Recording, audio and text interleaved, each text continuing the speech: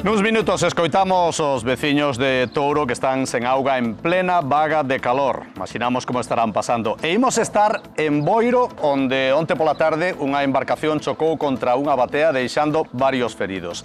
É a segunda colisión en 3 días na Arousa. De contado estamos ali con Alba Lea. E tamén imos estar en Lugo, onde a policía investiga a malleira que recibiu un septuaxenario por parte dun grupo de mozos. Foi nese parque que estamos vendo. O home asegura que lle querían roubar, pero os mozos din que tiveron que intervir para defenderse.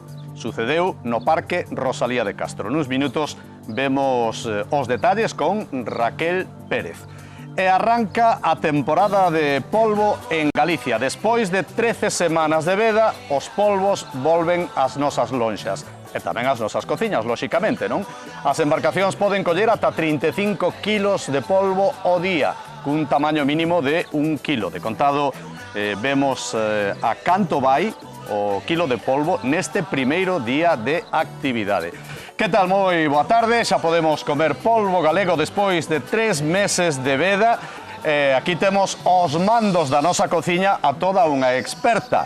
Quinta xeración de polveira. Ana de Chapa, que tal? Hola, amor, que tal? Chegou o día. Me dijo eu. Ia sendo hora. Ai, digo eu. Botábase de menos o polvo galego, Pero polvo hai no todo o ano. Home, sí, pero galego non. Galego sí. Que vai a ver Na polvo miña galego? casa hai galego. E de onde sacas, tío, polvo galego? Se Pero é estaba que en veda. teño unha cámara de pulpo que collen 3.000 kilos. E ainda hoxe veu o camión descargar pulpo. Da temporada pasada. Entendido? Sí, señor. Sí, señor. Polvo conxelado. Conxelado, claro, pero é galego. É de Santa Eugenia de Ribeira, Entendido? Vale, pero non te enfades. Non me enfado, eu falo contigo, non vai. Mira, sabes? Que? Vou che dar unha recomendación. Que? Non sei que está pasando no mar últimamente, pero están pasando cousas moi raras. O polvo galego que tivemos aquí toda a vida, que tamén se nos deu, pois resulta que agora quere cambiar de rumbo, quere cambiar de hábitat. Agora aquí escasea e resulta que se está reproducindo no Reino Unido. Bueno. Xa te vexo montando unha polveira ali diante do Big Ben.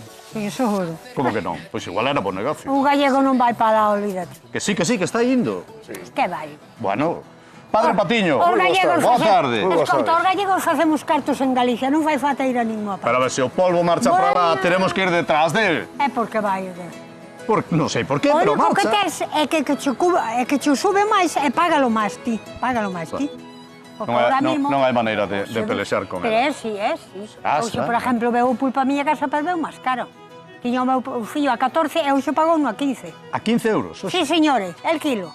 15 euros, primeiro día, supoño que a medida que vaya avanzando a temporada irá baixando de prezo.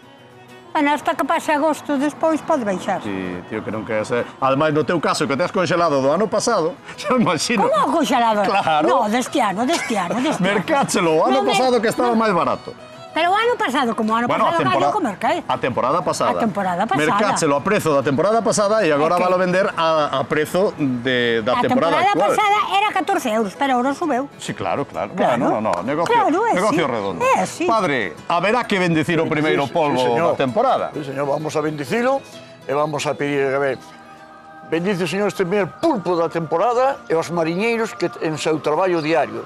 E che pedimos a protección divina para as augas e máis para as familias destes mariñeiros. E, sobre todo, señor, che pedimos que sea esperanza e prosperidade para mariñeiros, familias e para todo o povo. Entonces, damos a bendición e así sea. Esta era unha costumbre non solamente nosa da hora, era unha costumbre típica, antigua tamén en Galicia, bendicir tamén os primeiros alimentos que recibíamos da naturaleza, neste caso do polvo, do mar e todo, para que houbera prosperidade e o traballo fora ilusión, esperanza e máis prosperidade para as familias. O sea, falas como a un cura, non?